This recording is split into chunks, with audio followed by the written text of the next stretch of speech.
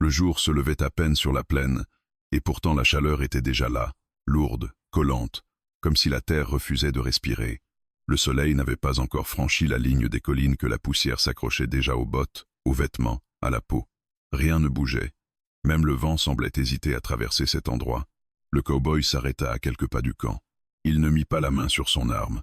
Il savait que ce geste, ici, serait une erreur. Les tentes basses, disposées avec une logique que seuls ceux qui vivaient là comprenaient, formaient un cercle imparfait, des traces de pas fraîches, des cendres encore tièdes, des regards invisibles. Il n'était pas seul, même si personne ne se montrait. Il resta debout, immobile, comme s'il attendait que la terre elle-même lui dise s'il avait le droit d'être là. C'est elle qui apparut la première. Elle sortit de l'ombre d'une tente sans bruit, comme si elle faisait partie du décor depuis toujours, droite, calme, le regard dur mais fatigué. L'Apache Woman portait les marques de nuit trop courtes et de décisions trop lourdes. Son visage ne trahissait rien, mais ses yeux racontaient assez pour dissuader n'importe quel homme de poser une question inutile. Elle le fixa longuement. Pas avec haine, pas avec peur, avec lucidité. « Tu peux partir », dit-elle enfin. Sa voix n'était ni sèche ni suppliante. C'était un constat, une phrase simple offerte comme une porte encore ouverte. Le cow-boy ne répondit pas. Il observa le sol, les pierres, les ombres qui rétrécissaient à mesure que le soleil montait. Il avait entendu ces mots toute sa vie, sous des formes différentes. Pars tant que tu le peux, va-t'en avant que ça empire. Ne t'attache pas. Il savait partir. Il avait toujours su. Partir d'un ranch en flammes. Partir avant que la loi ne pose trop de questions. Partir avant que les morts ne commencent à peser trop lourd sur la conscience. Partir avait été sa manière de survivre. Mais cette fois, ses jambes restaient immobiles. « Ils ne te doivent rien », reprit-elle. « Et toi non plus. » Elle ne cherchait pas à le convaincre. Elle énonçait les règles, comme on le fait à quelqu'un qui n'appartient pas à ce monde. Derrière elle, il sentait la présence des autres, tendu, prêt à réagir au moindre signe de faiblesse ou de menace. Le cow-boy releva enfin la tête. « Je ne demande rien, » dit-il. Sa voix était rauque, usée par la poussière et les années. Il parlait peu, parce qu'il avait appris que les mots engageaient parfois plus que les balles. Elle esquissa un sourire bref, sans joie. C'est souvent comme ça que ça commence. Un silence s'installa. Un de ceux qui pèsent plus lourd que les conversations entières. Le soleil dépassa enfin les collines, révélant chaque détail, chaque fissure, chaque tension. Le camp n'était pas prêt pour une présence étrangère, et lui n'était pas prêt à expliquer pourquoi il était venu. « Il te cherche », ajouta-t-elle. Il n'eut pas besoin de demander qui. Il le savait déjà. La loi, les hommes payés pour traquer, ceux qui confondent justice et récompense. Ils portaient leur attention sur lui comme une odeur persistante. « Pas ici », répondit-il. Elle inclina légèrement la tête. « Pas encore ». Ces deux mots changèrent tout. Il comprit alors que sa présence n'était pas neutre, qu'en restant, il ne faisait pas que risquer sa propre vie. Il attirait le danger, comme un orage suit le métal. Chaque heure passée ici rendait le camp plus vulnérable. Elle s'approcha d'un pas, juste assez pour que leurs regards se croisent vraiment. « Si tu pars maintenant, » continua-t-elle, « ils passeront leur chemin. Ils cherchent un homme, pas une guerre. » Le cow-boy sentit quelque chose se serrer dans sa poitrine. Une vieille douleur familière, celle qu'il ressentait toujours quand on lui offrait une sortie facile. « Et si je pars ?» dit-il lentement. « Qu'est-ce qui leur fera croire que je ne me cache pas ici ?» Elle ne répondit pas tout de suite, parce qu'elle savait qu'il avait raison, parce qu'elle savait aussi que rester serait pire. « Tu leur donneras une piste, » dit-elle enfin. « Ailleurs, loin d'ici. » Il hocha la tête. Logique, raisonnable. Exactement le genre de choix qu'il avait toujours fait. Ses yeux glissèrent vers les collines, vers l'horizon ouvert. La route était là, libre, indifférente. Elle l'attendait comme elle l'avait toujours fait. « Tu peux partir », répéta-t-elle, plus doucement cette fois. Cette fois, il comprit que ce n'était pas seulement pour elle. C'était pour tous les autres, pour les enfants qui dormaient encore, pour les blessés, pour ceux qui n'avaient pas choisi ce combat. Il inspira profondément. Dans sa tête, des images se bousculaient, des visages laissés derrière, des promesses jamais tenues, des silences qui avaient coûté des vies. Il pensa à toutes les fois où partir avait été la bonne décision, et à celles, plus rares, où rester aurait peu, être tout changé. « Je sais, » dit-il. Elle attendit la suite. Elle ne vint pas. Le cow-boy ne bougea pas. Les secondes s'étirèrent. Quelqu'un toussa au loin. Un cheval gratta le sol. Le monde continuait, indifférente à l'importance de ce moment. Elle comprit alors. Ses yeux se durcirent. non par colère, mais par nécessité. Alors sache une chose, dit-elle, si tu restes, tu ne pourras pas décider quand partir. Il la regarda droit dans les yeux. Je n'ai jamais vraiment su décider, répondit-il. Elle recula d'un pas, comme si elle venait d'accepter un fardeau qu'elle n'avait pas demandé. Elle tourna légèrement la tête vers le camp, signal silencieux que les autres comprirent immédiatement. Le cow-boy resta là. Et au moment précis où il choisit de ne pas faire un pas en arrière, il sentit que ce choix lui coûterait tout, pas plus tard, pas peu être, tout. Quand le soleil fut entièrement levé, le camp avait changé de visage. La nuit cachait les tensions. Le jour les exposait sans pitié. Le cow-boy le sentit immédiatement. Les regards n'étaient plus seulement curieux ou méfiants. Ils étaient comptables. Chaque pas qu'il faisait semblait peser, évaluer, comme si sa simple présence ajoutait un poids invisible à l'équilibre fragile du camp. Il n'était pas attaché, pas encerclé, mais il n'était pas libre non plus. Rester n'était pas un état passif. Rester était déjà une action. Il s'assit près d'un feu presque éteint sans demander la permission. Un vieux geste, appris sur des terres où demander équivalait parfois à se soumettre. Personne ne l'arrêta, personne ne l'accueillit. Le silence était leur réponse. L'Apache Women reparut plus tard, quand le camp fut éveillé. Elle portait un seau d'eau, le posa sans un mot, puis s'approcha de lui. Cette fois, son regard n'était plus seulement lucide. Il y avait quelque chose de plus dur, presque résigné. « Il parle, dit-elle. » Il hocha la tête. Il s'en doutait. « De moi, de ce que ta présence signifie. » Elle s'assit à son tour, à distance. Entre eux, le feu mourant semblait représenter ce qu'il restait d'un choix encore réversible. « Tu n'es pas un simple homme de passage, » continua-t-elle. « Ils le sentent. Tu portes la poussière des problèmes. » Un sourire bref traversa le visage du cow-boy. « J'ai toujours eu ce don. » Elle ne sourit pas. Ici, ce genre de don tue. Le vent se leva, soulevant des cendres qui retombèrent lentement. Le cow-boy suivit leur chute du regard, comme s'il y voyait une leçon qu'il n'avait jamais vraiment apprise. « Si je pars maintenant, dit-il, est-ce que ça effacera ce qu'il pense déjà ?» Elle réfléchit avant de répondre. C'était rare. D'habitude, elle savait. Non. Mais ça empêchera que ça devienne une certitude. Il comprit la nuance. Une rumeur pouvait mourir. Une certitude appelait des armes. Ils t'ont reconnu, ajouta-t-elle. Pas tous, mais assez. Le cow-boy ferma brièvement les yeux.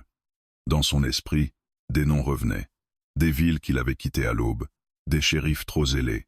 Des hommes qui avaient confondu sa présence avec une opportunité. Combien de temps ? Demanda-t-il. Peu importe.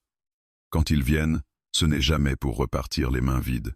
Un cri d'enfant retentit plus loin, suivi d'un rire. La vie continuait, obstinée, presque provocante. C'était cela qui rendait la décision insupportable. « Tu crois que je suis venu chercher refuge ?» demanda-t-il. Elle le fixa longuement. « Je crois que tu es venu parce que partir une fois de plus t'aurait coûté plus cher que rester. » Ces mots touchèrent juste, trop juste.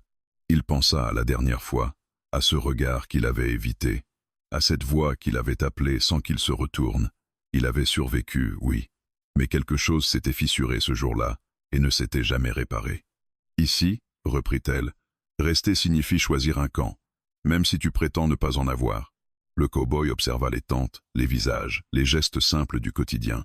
Il n'avait jamais prétendu être un homme bon, seulement un homme qui faisait ce qu'il fallait pour continuer à respirer. « Je ne veux pas être un symbole, » dit-il. « Tu l'es déjà. » Cette phrase pesa plus lourd que toutes les autres. Un homme âgé s'approcha alors. Son dos était voûté, mais ses yeux restaient vifs. Il s'arrêta à quelques pas du cow-boy, l'observa sans hostilité, mais sans indulgence non plus. « Les hommes comme toi, » dit-il d'une voix calme, « laissent toujours quelque chose derrière eux. Du bruit, du sang, des histoires. » Le cow-boy se leva lentement, par respect plus que par nécessité. « Je n'ai jamais voulu que ça. » Le vieil homme hocha la tête. « Personne ne le veut. » Et pourtant, il laissa la phrase en suspens, puis s'éloigna. Le cow-boy se rassit, plus lourd qu'avant. L'Apache Women ne dit rien. Elle savait que ce genre de paroles faisait plus de dégâts que des menaces. « Si je pars maintenant, » dit-il enfin, « je leur donne raison. Je confirme que je suis un problème. Et si tu restes, tu le deviens vraiment. » La logique était cruelle, parfaite. Le soleil montait, implacable. Il n'y avait plus d'ombre où se cacher, ni physiquement, ni moralement. « Ils ont déjà envoyé des hommes, » dit-elle plus bas. « Pas ici, pas encore, mais ils se rapprochent. » Il sentit son estomac se nouer, pas par peur, par responsabilité. Tu veux que je parte, dit-il. Je veux que tu comprennes. Il releva les yeux vers elle. Comprendre quoi? Elle hésita, puis parla avec une honnêteté presque dangereuse, que si tu restes, tu ne seras plus un homme qui a choisi, tu seras un homme qui a entraîné les autres dans son choix. Ces mots s'ancrèrent en lui. Il regarda de nouveau l'horizon.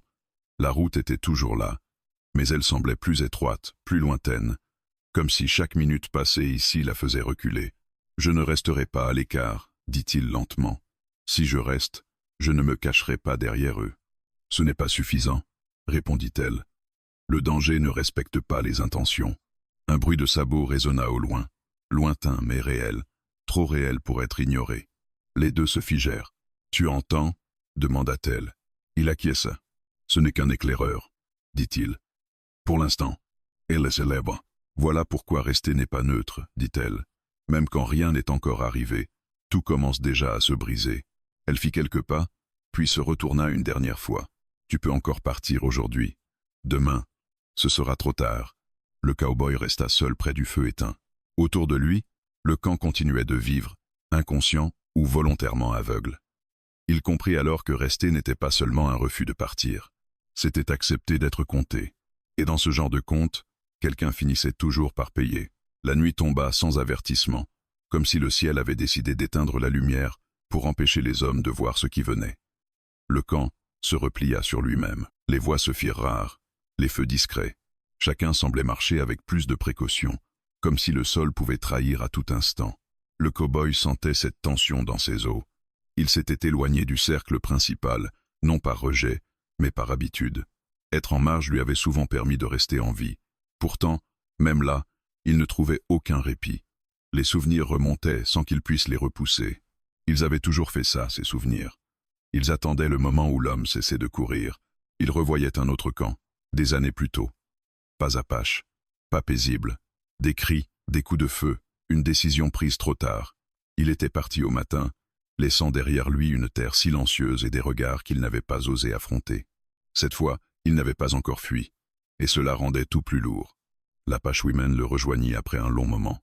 Elle s'assit à distance, là où la lumière du feu mourant ne dessinait que la moitié de son visage. L'autre moitié restait dans l'ombre, comme si elle refusait d'être entièrement lue. « Tu ne dors pas, dit-elle. Je n'ai jamais été très douée pour ça. » Elle acquiesça, sans sourire. Les nuits ici ne laissent pas beaucoup de place au repos. Ils restèrent silencieux. Le genre de silence qui n'est pas vide, mais chargé de ce que chacun sait déjà. Au loin, un chien aboya, puis se tut aussitôt. Le camp tout entier semblait retenir son souffle. « Tu as déjà attiré la loi ailleurs, » dit-elle finalement. Ce n'était pas une question. « Oui. » Et ça s'est terminé comment? Il hésita. Pas par honte, par fatigue. Mal. Elle attendit. Il comprit qu'elle n'attendait pas des détails, mais une vérité. « Des gens sont morts, » ajouta-t-il. Elle ferma brièvement les yeux. Ce n'était pas une surprise.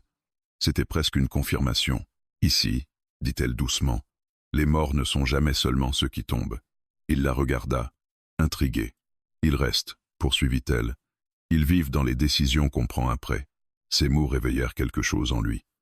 Une image précise, un regard qu'il avait croisé trop tard, une main qu'il n'avait pas saisie. « Pourquoi me dire ça maintenant ?» demanda-t-il. « Parce que tu crois encore que ton passé te suit. Mais ici, il marche déjà devant toi. » Le cow-boy sentit un frisson le parcourir. Pas de peur, de reconnaissance. Elle voyait clair, trop clair. « Ils ont perdu beaucoup, » dit-elle après un moment. Des terres, des enfants, des frères. Chaque étranger porte en lui une menace, même s'il ne la voit pas. Je ne suis pas venu pour prendre quoi que ce soit. Personne ne vient jamais pour ça. Elle se leva lentement, comme si ses paroles avaient alourdi l'air autour d'eux. Tu veux savoir pourquoi je t'ai dit de partir? Il hocha la tête. Parce que je t'ai reconnu, dit-elle. Il fronça les sourcils. Je ne suis jamais venu ici. Pas ton visage. Ton genre. Elle fit quelques pas, puis s'arrêta. Les hommes qui portent leurs fautes comme toi finissent toujours par vouloir payer, et ce sont les autres qui encaissent. Ces mots frappèrent plus fort qu'une accusation, parce qu'ils étaient vrais. Tu crois que je cherche une rédemption? Demanda-t-il. Elle se tourna vers lui. Je crois que tu es fatigué de survivre sans savoir pourquoi. Il ne répondit pas. Il n'en avait pas besoin. Un bruit se fit entendre au-delà du camp. Pas fort, pas encore, mais suffisamment distinct pour que plusieurs têtes se lèvent. Des pas. mesurés, volontaires. Les éclaireurs revinrent peu après. Leurs visages parlaient pour eux. Des hommes, murmura l'un d'eux. Pas loin. Ils observent. Le camp entra dans un mouvement discret mais organisé. Des armes furent sorties, des positions prises. Rien de précipité. Tout était déjà pensé depuis longtemps. Le cowboy s'élève. C'est pour moi, dit-il. Personne ne le contredit. L'Apache Women s'approcha de lui. Tu vois, dit-elle à voix basse. Le passé n'attend jamais longtemps. Je peux encore partir, murmura-t-il. Elle le fixa. Oui. Et ils te suivront. Et ils reviendront. Ici ou ailleurs. Il comprit alors que la route ne menait plus à une solution, seulement à un déplacement du problème. Si je pars seul, dit-il, ils penseront que je me cache. Si je reste, ils penseront que je provoque. Exactement. Elle posa une main sur sa poitrine, brièvement. Pas un geste tendre, un geste ancré dans la réalité. Alors la question n'est plus partir ou rester. La question est qui payera. Ces mots s'imprimèrent en lui. Il pensa à toutes les fois où il avait choisi de sauver sa peau. À chaque fois, quelqu'un d'autre avait payé le prix, même s'il ne l'avait appris que plus tard. « Je ne veux plus courir », dit-il. Elle inspira profondément. Ici, ne pas courir signifie se battre, et parfois mourir. Je le sais. Le regard qu'elle posa sur lui changea légèrement. Pas de confiance, pas encore, mais une forme de respect contraint. Alors écoute bien, dit-elle. Si tu restes, tu ne seras pas protégé, tu ne seras pas caché, tu ne seras pas excusé. Je n'ai jamais demandé tout ça. Bien. Un éclaireur s'approcha. Ils sont 3, dit-il. Pour l'instant, le cow-boy esquissa un sourire sans joie. Ils testent. Oui, répondit l'Apache Women. Ils veulent voir si tu es seul. Le cow-boy regarda autour de lui. Les visages étaient fermés, tendus. Aucun n'exprimait le désir de le sauver. Aucun ne l'abandonnait non plus. Ils attendaient. Je resterai visible, dit-il. Qu'ils me voient. Ça les encouragera, répondit-elle. Alors ils viendront pour moi, pas pour les autres. Elle le fixa longuement, puis hocha lentement la tête. Tu continues à croire que le danger obéit à des règles, dit-elle. Mais ton choix a déjà changé l'équilibre. Il se plaça volontairement près de l'entrée du camp, pas en héros, en homme qui acceptait enfin d'être au premier rang. La nuit s'épaissit, les silhouettes ennemies disparurent dans l'obscurité, comme si elles avaient obtenu ce qu'elles voulaient. Une confirmation. L'Apache Women resta près de lui. « Tu sais ce qui arrive aux hommes qui décident trop tard » demanda-t-elle. « Oui. Ils vivent assez longtemps pour comprendre qu'ils n'avaient jamais vraiment le choix. » Il regarda l'obscurité devant lui, immobile. Cette nuit-là, il comprit que rester ne signifiait plus seulement affronter l'avenir. Cela signifiait faire face à tout ce qu'il avait laissé derrière lui. Et cette fois, il ne détournerait pas le regard. Le matin arriva sans douceur. Il n'y eut pas de chant d'oiseaux, pas de vent léger pour dissiper la lourdeur de la nuit. Le ciel était clair, trop clair, comme s'il voulait exposer chaque erreur, chaque trace laissée derrière. Le cow-boy ouvrit les yeux avant même que le camp ne s'éveille, le corps tendu par une certitude muette. Quelque chose avançait. Il se leva lentement, ajusta son manteau poussiéreux et observa l'horizon. Là, bas, très loin, un mince nuage se détachait du sol. Pas la poussière d'un troupeau, pas celle du vent, trop régulière. Des cavaliers. Il ne dit rien tout de suite. Il savait que d'autres avaient déjà vu. Dans ce camp, on apprenait vite à lire la terre comme un livre ouvert. L'Apache Women le rejoignit quelques minutes plus tard. Elle suivit son regard, puis hocha la tête. « Ils sont en avance, dit-elle. »« Ils ne le sont jamais vraiment, » répondit-il. « Ils viennent quand ils sentent que le moment est bon. » Elle l'observa de côté. « Tu les connais. Je connais leur manière de penser. » Elle resta silencieuse. Le camp s'éveillait peu à peu, mais sans agitation. Les gestes étaient précis, presque rituels. Les armes étaient sorties sans bruit. Les enfants furent guidés vers le centre, loin des regards. « Combien » demanda-t-elle. « Assez pour parler. Pas assez pour attaquer. » Elle soupira. La loi n'aime pas le silence. Elle aime qu'on la regarde. Les cavaliers s'arrêtèrent à bonne distance du camp. 3 hommes, montures bien entretenues, chapeau clair, fusil visible mais non pointé. Une démonstration parfaite de calme autoritaire. « Ils veulent que je sorte, » dit le cow-boy. « Oui. Et si je ne le fais pas? Alors ils reviendront avec plus d'hommes, plus d'ordre, plus de sang. » Il hocha la tête. Rien de nouveau. Le cow-boy avança de quelques pas, bien en vue. Il laissa ses mains visibles, son arme à sa place. Les cavaliers se regardèrent brièvement. L'un d'eux mit pied à terre. Tu as fait un long chemin pour venir jusqu'ici, lança-t-il d'une voix forte. Pas tant que ça, répondit le cow-boy. On m'a dit que tu étais malin. On dit beaucoup de choses. Le chasseur de primes sourit. Tu sais pourquoi on est là? Oui. Alors, facilite-nous la tâche. Le cow-boy sentit derrière lui la tension du camp, contenu, prêt à exploser au moindre geste brusque. Vous êtes sur des terres qui ne vous appartiennent pas, dit-il calmement. Le sourire de l'homme se crispa légèrement. La loi appartient à tous les territoires, pas à tous les peuples. Un silence s'installa. Le vent souleva la poussière entre eux, brouillant les lignes. Tu sais ce qu'on raconte, reprit le chasseur, que tu t'es réfugié ici parce que tu savais qu'il se battrait pour toi. Le cow-boy ne répondit pas tout de suite. Je ne me suis pas caché, dit-il enfin. Je suis venu à pied, en plein jour, courageux ou stupide. Les deux vont souvent ensemble. L'homme ricana. Donne-toi à nous, et personne d'autre ne sera impliqué. Le cow-boy jeta un regard furtif derrière lui.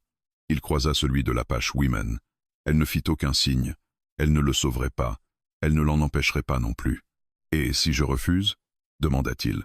Alors on reviendra, avec un papier officiel, et des hommes qui n'aiment pas discuter. Il acquiesce chalentement. Vous avez votre réponse. Le chasseur remonta en selle. Tu as jusqu'à ce soir, dit-il. Après, ce ne sera plus une proposition. Ils repartirent sans hâte, laissant derrière eux une promesse claire. Le cow-boy resta là un long moment, immobile, comme si ses pieds avaient pris racine dans la terre. Puis il se tourna vers le camp. Personne ne parla. L'Apache Women s'approcha enfin. Ils t'ont offert une sortie, dit-elle. Ils m'ont offert une illusion. Si tu pars avec eux, certains ici dormiront mieux ce soir. Ces mots firent plus mal qu'une menace. Et demain? Demanda-t-il. Quand ils reviendront pour autre chose? Elle ne répondit pas. Ils s'éloignèrent ensemble, hors de portée des oreilles curieuses.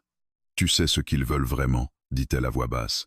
Ils veulent montrer qu'ils peuvent venir ici, parler fort, et repartir vivants. Et s'ils ne peuvent pas, alors ils feront de cet endroit un exemple. Le cow-boy serra les mâchoires. Je ne veux pas qu'ils paient pour moi. Trop tard pour vouloir. Maintenant, il faut choisir comment. Il la regarda. Tu veux que je parte avec eux. Je veux que le camp survive. Même si ça signifie me livrer, même si ça signifie te perdre. Il détourna le regard. La route s'ouvrait encore devant lui, mais cette fois escortée, enchaînée. J'ai déjà marché avec la loi, dit-il. Elle ne tient jamais parole. Elle tient celle qui lui sert. Un cri retentit soudainement. Un jeune homme, trop nerveux, avait levé son arme avant de se raviser. Le message était clair. La patience s'effritait. Si tu restes, dit l'Apache Women, ils reviendront en force.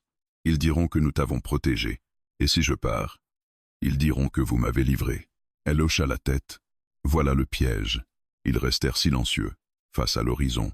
Je te redonne une chance, dit-elle enfin. Pars avant le coucher du soleil. Il sentit le poids de cette phrase. Pas une menace. Un dernier acte de lucidité. Etienne Paspes. Elle le fixa longuement. Alors tu feras partie de cette terre, avec tout ce que ça implique. Le cow-boy inspira profondément. Il sentit la fatigue de toutes les routes qu'il avait parcourues. Il pensa à la facilité de monter à cheval, de suivre ses hommes, de laisser derrière lui un problème de plus. Je ne partirai pas comme ils veulent, dit-il. Alors prépare-toi. Elle s'éloigna pour donner des ordres. Le camp se mit en mouvement, plus rapide cette fois. Des défenses furent renforcées, des positions révisées. Le cow-boy resta seul un instant, face à la poussière encore suspendue dans l'air.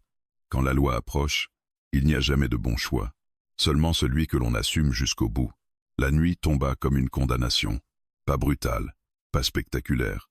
Elle glissa simplement sur le camp, étouffant les couleurs, avalant les distances, laissant derrière elle un silence trop épais pour être honnête. Le cow-boy sentit immédiatement que ce silence-là n'était pas celui du repos. C'était celui de l'attente. Il ne dormit pas. Personne ne dormit vraiment. Les feux furent réduits au minimum, juste assez pour survivre au froid sans offrir de repères.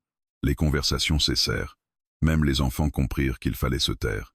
Dans ce genre de nuit, on apprenait tôt que le bruit était une invitation. Le cow-boy se posta près de l'entrée du camp, là où la terre s'ouvrait vers l'obscurité. Il avait refusé qu'on lui assigne quelqu'un. Ce poids-là devait rester le sien. S'il fallait attirer le malheur, autant qu'il sache exactement où regarder, chaque craquement lui faisait lever la tête. Chaque souffle de vent ressemblait à un pas. Il repensait aux paroles de l'Apache Women. Si tu restes, tu feras partie de cette terre. Il commençait à en comprendre le sens. Faire partie d'un lieu signifiait partager sa peur, son sang, ses conséquences. Vers le milieu de la nuit, le premier coup de feu éclata. Sec, précis, trop maîtrisé pour être un accident. La balle frappa le sol à quelques mètres du camp, projetant de la poussière et une étincelle brève. Un avertissement. Pas une attaque, pas encore. Le cow-boy ne bougea pas. Autour de lui, il sentit la tension se contracter comme un poing. Pas de réponse, murmura quelqu'un derrière lui. Il acquiesça sans se retourner. Un deuxième coup retentit, plus proche. Puis un troisième. Toujours aucun cri, toujours aucune charge. Juste des tirs espacés, calculés, destinés à réveiller les nerfs. Il voulait tester. Il voulait voir qui tirait le premier. Ils veulent une réaction, dit l'Apache Woman, en apparaissant à ses côtés. Sa voix était basse, contrôlée. Mais il y avait quelque chose de plus sombre dans son regard. Une colère froide, ancienne. « Ils veulent qu'on se trahisse nous-mêmes », répondit le cow-boy. Un silence plus long suivit. Puis un cri étouffé. Pas un cri de douleur, un cri de surprise. Un homme venait de tomber. Pas mort. Pas encore. Touché à la jambe, alors qu'il se déplaçait entre deux tentes. Le sang s'étalait déjà sur la terre sombre. Trop lent, murmura quelqu'un. Le cow-boy serra les dents. Voilà le prix du silence. Ne pas répondre, c'était aussi accepter que le premier sang soit le leur. Il faut l'emmener à l'abri, dit-il. Ils le firent sans bruit, sans panique. Chaque geste était précis, appris dans d'autres nuits semblables. Le cow-boy comprit alors une chose essentielle. Rester ne signifiait pas seulement se battre plus tard. Cela signifiait accepter que d'autres souffrent avant lui. « C'est pour toi », dit une voix derrière lui. « Tout ça, c'est pour toi. » Il se retourna. Un jeune homme le fixait, les poings serrés, les yeux brûlants de peur et de colère mêlés. « Tu aurais dû partir. » Le cow-boy ne répondit pas immédiatement. « Peut être, dit-il enfin. » Le jeune homme cracha au sol et s'éloigna. L'Apache Woman observa la scène sans intervenir. « Ils ne te le diront pas tous, dit-elle. Mais ils y pensent. Je le sais. Et toi ?» Il hésita. Je pense que partir maintenant ne sauverait personne. Un tir plus proche interrompit la conversation. Cette fois, la balle frôla une tente. Un cri d'enfant retentit, aussitôt étouffé par une main adulte. Ça s'intensifie, dit-elle. Oui. Ils vont entrer. Pas encore. Ils connaissaient cette stratégie. Épuisé, effrité, forcer une erreur.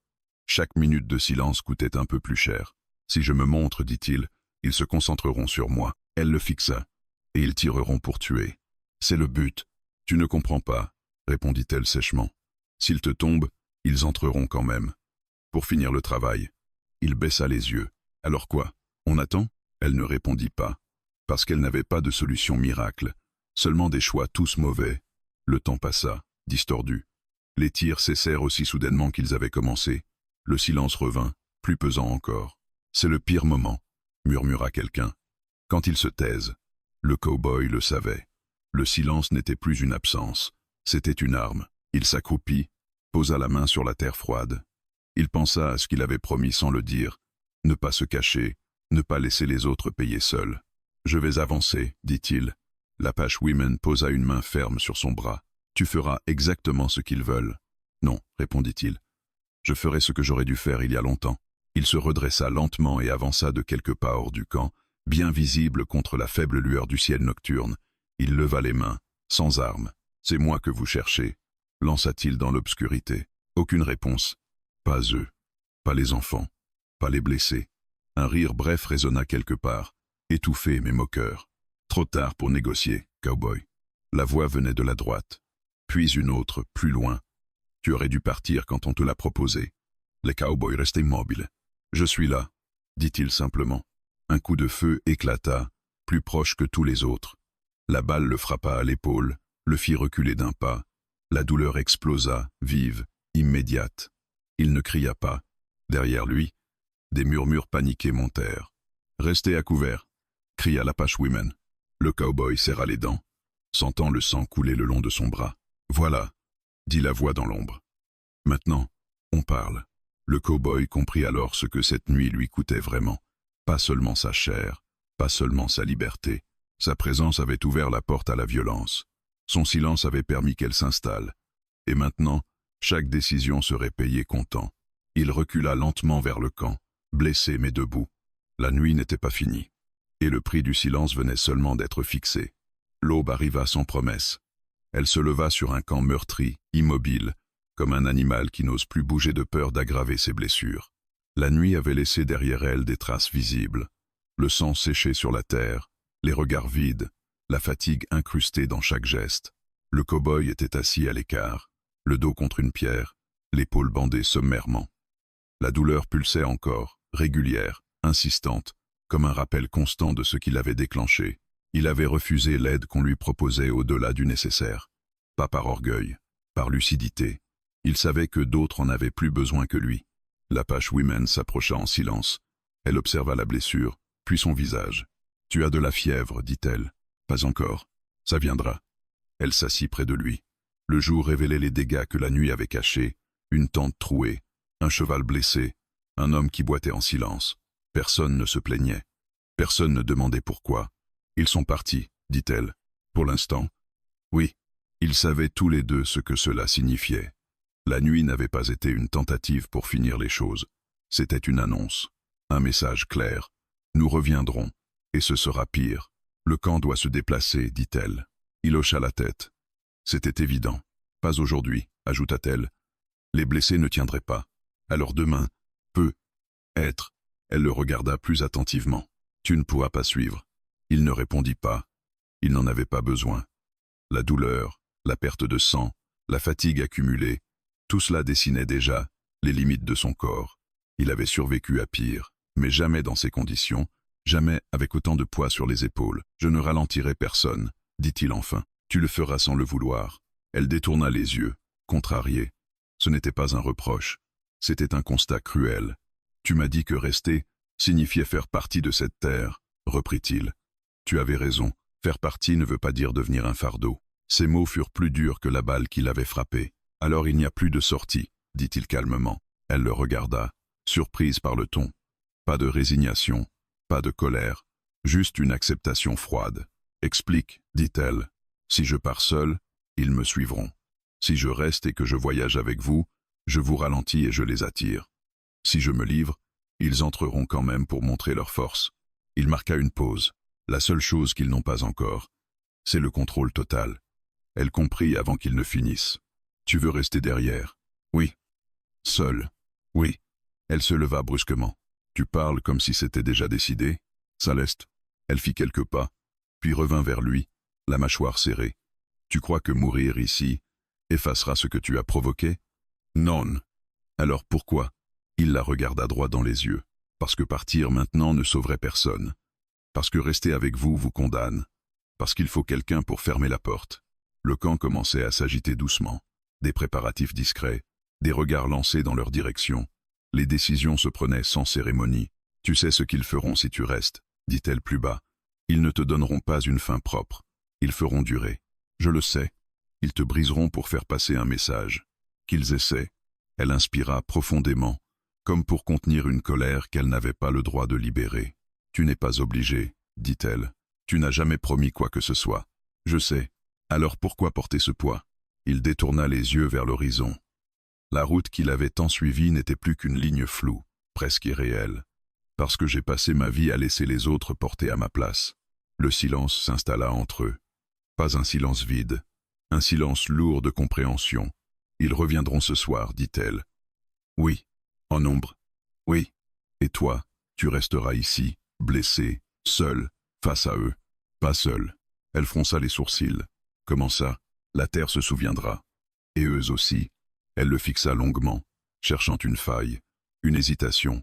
Elle n'en trouva pas. « Alors écoute-moi bien, » dit-elle enfin. « Si tu fais ça, il n'y aura pas de chant, pas de récit glorieux, pas de promesses. Je n'en veux pas. Ton nom sera peu. Être oublié. C'est mieux ainsi. » Elle hocha lentement la tête.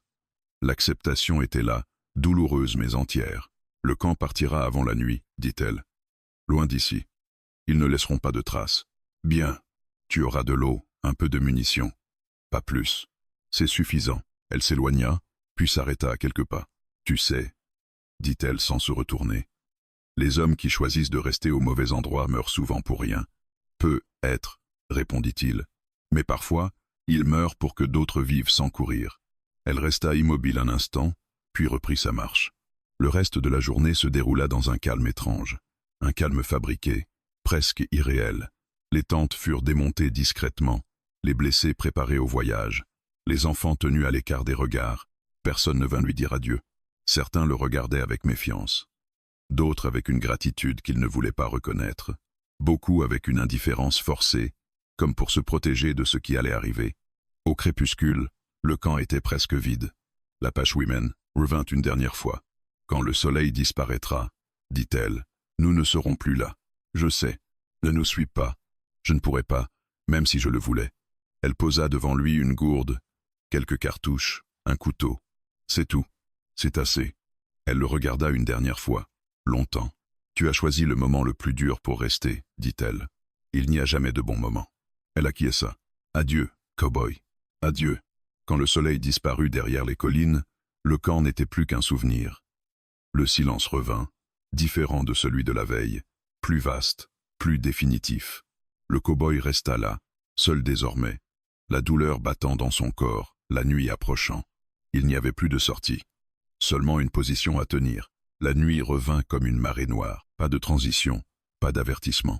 Le jour s'effaça et laissa derrière lui un vide oppressant, un silence trop vaste pour être naturel. Le camp avait disparu, avalé par la terre comme s'il n'avait jamais existé. Là où, quelques heures plus tôt, des voix murmuraient encore, il ne restait que des traces effacées à la hâte et l'odeur persistante du feu éteint. Le cow-boy était seul. Il s'était installé légèrement en hauteur, dos à un rocher, face à la plaine ouverte. Sa blessure le brûlait, plus vive maintenant que l'adrénaline s'était dissipée. Chaque respiration était un effort. Il savait que la fièvre n'était plus loin. Mais ce n'était pas ce qui l'inquiétait. Ce qui l'inquiétait, c'était le temps. Le silence n'était pas paisible. Il était calculé, étendu, volontaire. Les hommes qui approchaient savaient attendre. Il savait que l'attente ronge plus sûrement que l'assaut. Il compta ses cartouches une dernière fois. Peu. Suffisamment pour tenir, pas pour gagner. Il sourit faiblement. Il n'était pas là pour gagner. Le premier mouvement vint de la gauche. Une silhouette, puis une autre. Elle ne se cachait pas vraiment. Elle se déplaçait lentement, sûre d'elle. Les chasseurs savaient qu'il était blessé, ils savaient qu'il était seul. Et surtout, ils savaient qu'il ne pouvait pas fuir. Il est là, lança une voix dans l'obscurité. Pas un cri, une annonce. Le cow-boy ne répondit pas. Il ajusta simplement sa position, posa son fusil contre le rocher. Ses doigts tremblaient légèrement. Pas de peur, de fatigue.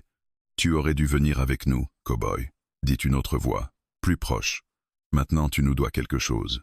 Le cow-boy inspira profondément. Je ne dois rien à personne, répondit-il. Un rire sec éclata. Tous les hommes doivent quelque chose quand ils arrivent à la fin.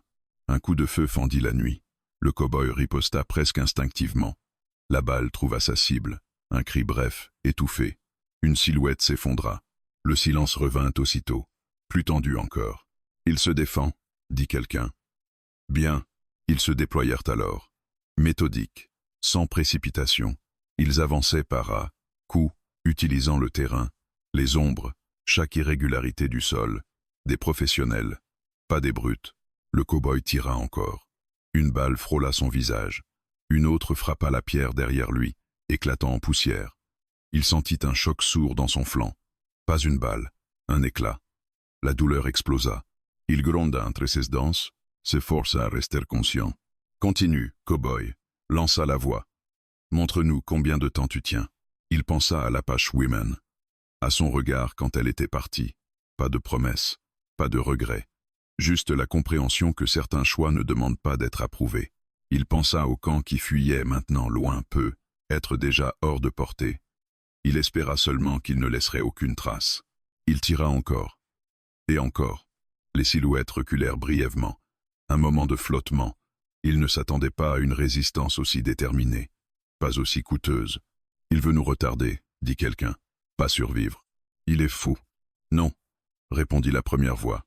Il est décidé. Un silence. Puis des pas plus nombreux. Ils arrivaient. Beaucoup plus nombreux. Le cow-boy sentit ses forces décliner. Ses mains étaient engourdies. Sa vision se troublait parfois, se resserrant en tunnel. Il se força à respirer lentement, à garder le rythme. « Tu sais ce qui va se passer, cow-boy » cria la voix principale. « On va t'épuiser, puis on va s'approcher. Lentement. »« Faites-le » répondit-il d'une voix rauque. Une balle frappa son bras, juste au-dessus de la blessure précédente. Il lâcha un cri malgré lui. Le fusil glissa presque de ses mains. Il le rattrapa de justesse. La douleur était partout maintenant. Vive, écrasante. Elle brouillait ses pensées, mais pas son objectif. Tenir. Juste un peu plus longtemps. Il se souvint soudain d'une phrase entendue autrefois, dite par un homme qui n'avait pas survécu à la semaine suivante. Quand tout s'effondre, il ne reste que la façon dont tu tiens. Alors il tint. Chaque tir devenait un effort colossal. Chaque mouvement arrachait une plainte à son corps. Mais il continuait, parce que chaque minute gagnée était une minute de plus pour ceux qui étaient partis. Les ennemis se rapprochèrent enfin. Trop près. Il les voyait maintenant. Leurs visages crispés, leur agacement. Ils n'aimaient pas qu'un homme seul leur résiste. « Finissons-en », dit quelqu'un. Ils chargèrent. Le cow-boy tira jusqu'à ce que le fusil claqua vide. Il jeta l'arme et dégaina son couteau. Il se leva, chancelant, mais debout. Le premier homme s'approcha trop vite. Le cow-boy l'attrapa, le tira vers lui, planta la lame sans réfléchir. Le sang jaillit, chaud, glissant sur ses mains. Un autre arriva. Un choc brutal. Ils roulèrent au sol. Des coups pleuvaient, des cris, des ordres hurlés. Le cow-boy sentit quelque chose céder dans son corps. Une côte, peu, être, ou plus. Il ne distinguait plus clairement les visages, juste des ombres, des formes. Il se battait encore, mais son corps commençait à le trahir. Un coup violent l'envoya contre le rocher. Sa tête heurta la pierre. Une lumière blanche explosa derrière ses yeux. Il glissa au sol, incapable de se relever immédiatement. Des bottes l'entouraient. « C'est fini », dit la voix. Le cow-boy leva péniblement les yeux. Il sourit, malgré le sang, malgré la douleur. « Pas encore », murmura-t-il. Il leva la main et tira une dernière fois avec le revolver qu'il avait gardé caché, à bout portant. Un homme tomba en arrière, mort sur le coup. Le silence s'abattit brutalement. Puis la colère. Ils le frappèrent. Sans retenue, sans mesure. Les coups pleuvaient, indistincts, jusqu'à ce que le monde se dissolve en un mélange de douleur et d'obscurité. Avant de perdre connaissance, le cow-boy eut une dernière pensée claire. Il n'avait pas tenu pour être un héros. Il avait tenu pour que tout ne s'effondre pas en même temps. Et pour cette nuit-là, au moins, il avait réussi. Il revint à lui dans un monde brisé. Pas de lumière franche, pas de voix familière, seulement une clarté trouble, filtrée par des paupières lourdes, et une douleur diffuse qui semblait venir de partout à la fois. Le cow-boy mit un long moment à comprendre qu'il respirait encore. Chaque souffle était court, irrégulier, arraché à un corps qui n'en voulait plus. Il essaya de bouger. La réponse fut immédiate, une douleur violente, profonde, qui le força à grogner malgré lui. Des liens lui entravaient les poignets. Rugueux, serré juste assez pour faire comprendre qu'aucune tentative ne serait tolérée. Il ouvrit enfin les yeux. Autour de lui, la nuit se retirait lentement, laissant place à un matin gris, sans chaleur. Il était attaché à un pieu planté dans le sol, le dos appuyé contre une pierre froide. Le camp apache avait disparu. Il n'en restait rien, pas même les traces, comme s'il n'avait jamais existé. Les hommes étaient là, pas tous, mais assez pour que le message soit clair. Ils se tenaient à distance, certains assis, d'autres debout, observant l'homme qu'ils avaient choisi de ne pas tuer tout de suite. « Il est réveillé », dit une voix. Le cow-boy tourna lentement la tête. Chaque mouvement lui coûtait. Il sentait le sang sécher sur son visage, dans ses cheveux, sur ses vêtements déchirés. Son bras gauche pendait, presque inutile. Sa jambe droite refusait de répondre. « Je croyais que tu étais mort », dit un autre homme. « Tu nous as fait perdre du temps. » Le cow-boy esquissa un sourire qui se transforma en grimace. « Désolé. » Un coup de botte dans les côtes lui coupa le souffle. Il se pencha en avant, haletant, mais resta conscient.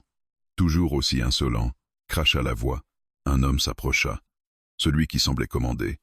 Son regard était calme, trop calme pour être honnête. Il s'accroupit devant lui, à hauteur de visage. « Tu sais pourquoi tu es encore en vie ?» Le cow-boy inspira difficilement. « Pour parler. » « Exactement. » L'homme se releva et fit quelques pas, comme s'il réfléchissait à la meilleure façon de poursuivre. « Tu as tenu plus longtemps que prévu, » dit-il. « Tu nous as coûté des hommes, du temps, de la colère. » Il se retourna brusquement. « Tu crois que ça en valait la peine ?» Le cow-boy leva les yeux vers lui. Il pensa au camp, aux enfants, aux blessés qui marchaient maintenant loin d'ici. Il pensa à l'Apache Women, à son regard quand elle avait compris. « Oui », répondit-il simplement. Le silence qui suivit fut plus dangereux que les coups. L'homme sourit lentement. Alors tu vas nous expliquer pourquoi. Le cow-boy ferma les yeux un instant. La douleur pulsa. Mais sous la douleur, il y avait autre chose, une clarté étrange. Comme si, enfin, tout s'alignait. Parce que rester, dit-il d'une voix rauque, ce n'est pas juste refuser de partir. Il ouvrit les yeux. C'est accepter de payer. Un autre homme ricana. Beau discours. Tu crois qu'on en a quelque chose à faire? Non. Le chef s'approcha encore. Pourtant, tu parles. Alors continue. Le cow-boy inspira profondément, malgré la brûlure dans sa poitrine. J'ai passé ma vie à partir, à laisser derrière moi des problèmes que je n'assumais pas. Je survivais. Eux non. Il tourna légèrement la tête, cherchant l'horizon.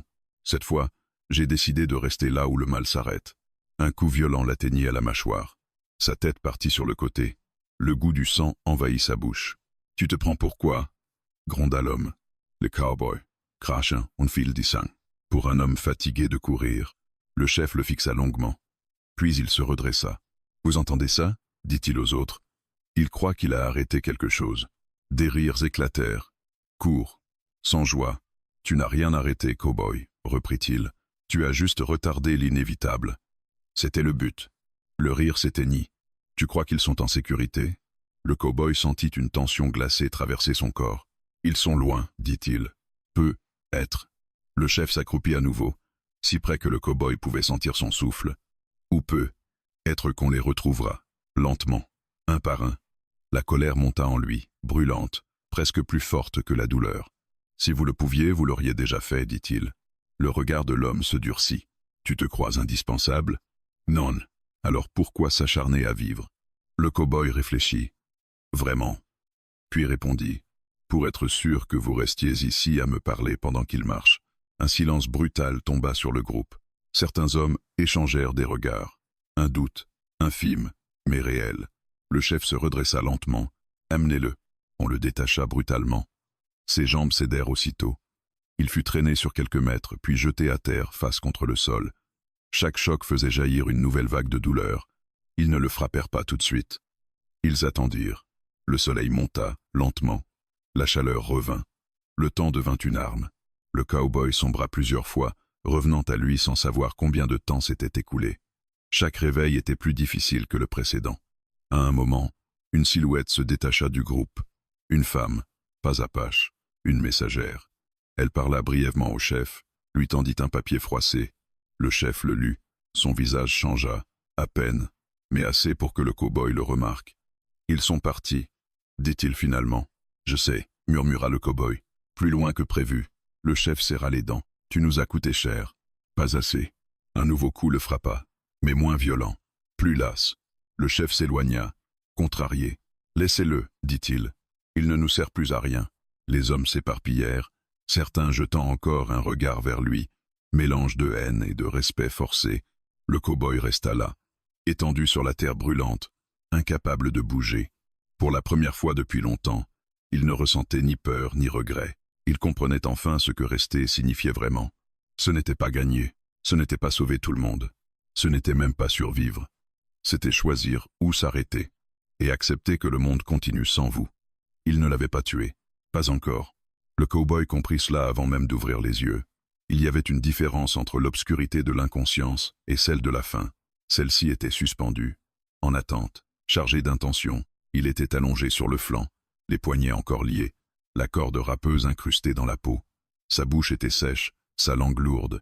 Chaque respiration lui arrachait une plainte silencieuse. Le soleil était haut maintenant. Il le sentait à la chaleur qui frappait son visage, à la sueur qui piquait les plaies ouvertes. Des voix parlaient à quelques pas, pas pressées, pas inquiètes. « Il tiendra encore un moment », disait l'une. « Pas assez pour marcher. Peu importe, on n'a plus besoin qu'il marche. » Le cow-boy ferma les yeux. Il avait compris. Il n'était plus un prisonnier. Il était devenu un message différé, une présence qu'on garde juste assez longtemps pour qu'elle serve encore. Il pensa à la Pakewiman. Il ne savait pas où elle était exactement, ni depuis combien de temps elle marchait. Il imaginait la colonne avançant à l'aube, les pas mesurés, les enfants portés à tour de rôle, les blessés soutenus. Il imagina surtout le silence, celui qu'on garde quand on sait qu'un homme est resté derrière pour que d'autres puissent partir. Ce silence-là ne s'oubliait pas. Un homme s'approcha. Le chef. Il s'arrêta devant lui, le regard impénétrable. Tu as gagné du temps, dit-il. Le cow-boy ouvrit les yeux avec effort. C'était le but.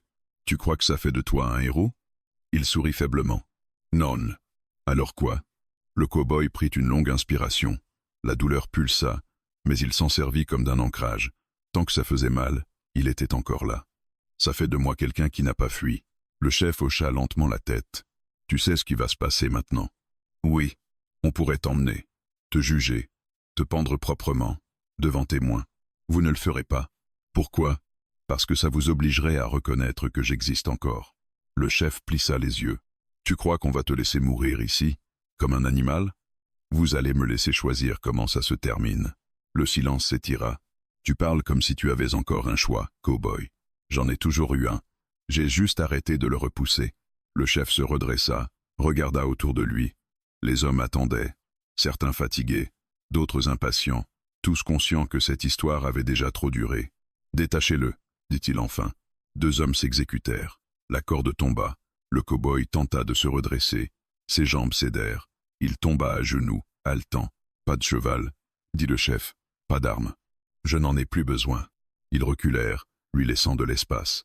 Devant lui, la plaine s'ouvrait, vide, silencieuse, la même qu'il avait regardée tant de fois en se demandant s'il partirait ou non. Tu peux marcher, dit le chef, droit devant, ou t'asseoir ici et attendre que ça s'arrête. Le cow-boy leva lentement les yeux vers l'horizon. Et si je marche? Tu tomberas avant la fin de la journée. Je le sais. Alors pourquoi? Il resta silencieux un moment, puis répondit. Parce que rester ici à attendre, ce serait encore fuir. Le chef le fixa longuement, puis hocha la tête. Ouah! Le cow-boy se leva avec difficulté. Chaque pas était une épreuve. Sa jambe traînait légèrement, son bras pendait, inutile, mais il avançait. Pas vite, pas loin, mais droit. Il sentit les regards dans son dos. Aucun tir, aucun mot. Il le laissait partir, non par pitié, mais parce que l'histoire était déjà terminée pour eux. Au bout de quelques dizaines de pas, il s'arrêta. Pas parce qu'il ne pouvait plus avancer, mais parce qu'il voulait regarder une dernière fois. Il se retourna. « Vous savez ce qui fait peur aux hommes comme vous » dit-il d'une voix faible mais claire. Le chef croisa les bras. « Parle.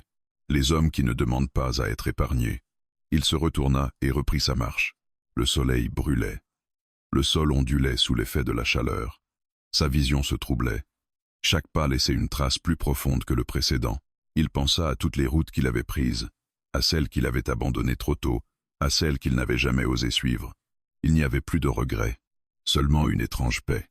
Il marcha jusqu'à ce que ses jambes ne répondent plus, jusqu'à ce que le monde se réduise à un point lumineux, tremblant. Quand il tomba, ce fut doucement, presque avec gratitude. Le ciel était immense au-dessus de lui, indifférent, magnifique.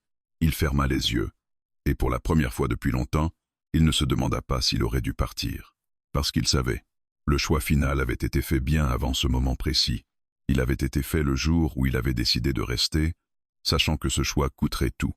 Le monde ne s'arrêta pas. Il continua comme il l'avait toujours fait, indifférent aux décisions d'un homme étendu dans la poussière. Le soleil monta, implacable, puis glissa lentement vers l'ouest. Les ombres s'allongèrent. Le vent se leva enfin, soulevant le sable autour du corps immobile, comme pour effacer les dernières traces de sa présence. Le cow-boy respirait encore, à peine. Chaque souffle était une négociation silencieuse avec un corps qui avait déjà décidé d'abandonner. Il n'y avait plus de douleur claire, seulement une sensation diffuse, lointaine, comme si tout cela arrivait à quelqu'un d'autre. Le ciel au-dessus de lui était d'un bleu cruel, trop vaste pour un homme qui n'avait plus la force de s'y projeter. Il pensa à la Packewoman, pas à son visage précisément, mais à ce qu'elle représentait, la ligne qu'il avait cessé de franchir. Elle était désormais loin, assez loin, pour que ses pas ne puissent plus être suivis. Il imagina le camp reformé ailleurs, les tentes dressées avant la nuit, les feux rallumés avec prudence. Il imagina les enfants manger, dormir, rire, peu, être. Malgré tout, il n'avait pas besoin de savoir s'il parlerait de lui. Ce n'était pas important. Un homme passa dans le lointain, puis un autre, des silhouettes indistinctes, à distance. Ils ne s'approchèrent pas. Ils regardèrent, évaluèrent, puis continuèrent leur route. Le cow-boy comprit alors que sa fin n'appartiendrait ni à la loi, ni à la violence. Elle lui appartiendrait. Le soleil déclina encore. La chaleur diminua. Le ciel changea de couleur, passant du bleu dur à l'orange poussiéreux, puis au rouge sombre.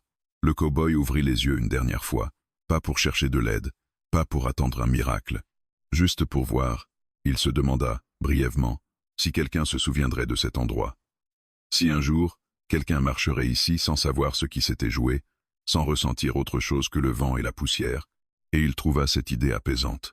Il n'avait jamais voulu laisser une trace durable, seulement empêcher que d'autres soient effacés à sa place. Quand la nuit tomba, elle fut douce, pas comme les autres, pas lourde, pas menaçante. Une nuit simple, presque respectueuse. Les étoiles apparurent, une à une, comme si le ciel prenait le temps de faire les choses correctement. Le cowboy expira lentement, et cette fois, il n'inspira pas de nouveau. Des semaines passèrent. La terre changea, comme toujours. Les traces disparurent, les pierres reprirent leur place. La poussière se posa. À qui aurait regardé attentivement, rien n'aurait semblé différent. Mais les histoires circulèrent, pas des légendes, pas des récits enjolivés. De simples phrases, murmurées au coin du feu, transmises sans emphase. On parla d'un cow-boy qui aurait pu partir, d'un homme qui avait refusé une sortie facile, d'un étranger qui n'avait pas demandé à être protégé. Certains disaient qu'il était mort pour rien, d'autres qu'il avait retardé une chasse. Quelques-uns affirmaient que, sans lui, le camp n'aurait jamais eu le temps de disparaître. L'Apache Women n'en parlait presque jamais. Quand elle le faisait, ce n'était pas pour raconter ce qu'il avait fait, mais ce qu'il avait compris. Elle disait simplement qu'un jour, un homme avait appris que rester coûtait plus cher que fuir, mais que ce prix valait parfois d'être payé. Elle ne disait pas son nom. Les noms attirent l'attention. L'attention attire la violence. Elle préférait le silence. Les enfants grandirent. Certains demandèrent, un jour, pourquoi on évitait cette plaine précise, pourquoi les anciens ralentissaient le pas en passant non loin de là. On leur répondit qu'il y avait des endroits où la terre se souvenait, même quand les hommes oubliaient. Cela leur suffisait. La loi, de son côté, classa l'affaire sans cérémonie. Trop floue, trop coûteuse, aucun corps officiellement récupéré, aucun témoin fiable. L'homme devint une note de bas de page, puis disparut des registres, comme tant d'autres. Et pourtant, quelque chose avait changé. Les chasseurs qui avaient survécu évitaient désormais ce territoire, pas par peur d'un fantôme, mais par respect d'une résistance qu'ils n'avaient pas su briser proprement. Ils n'en parlaient pas non plus. Certains silences sont imposés par l'échec. Les manches continuent, mais pas tout à fait de la même manière. Rester avait coûté la vie du cow-boy. Rester avait coûté du sang, de la douleur, de l'oubli. Mais rester avait aussi permis autre chose. Une fuite réussie, un avenir déplacé, une histoire qui ne s'était pas terminée en une seule nuit. Et c'était cela, le vrai coup de rester. Pas la mort, pas le sacrifice, mais le fait d'accepter que le monde continue sans vous, en sachant que, sans ce choix, il aurait continué en laissant moins de survivants derrière lui. La plaine resta silencieuse. Et dans ce silence, quelque part entre la poussière et les étoiles, le choix avait tenu.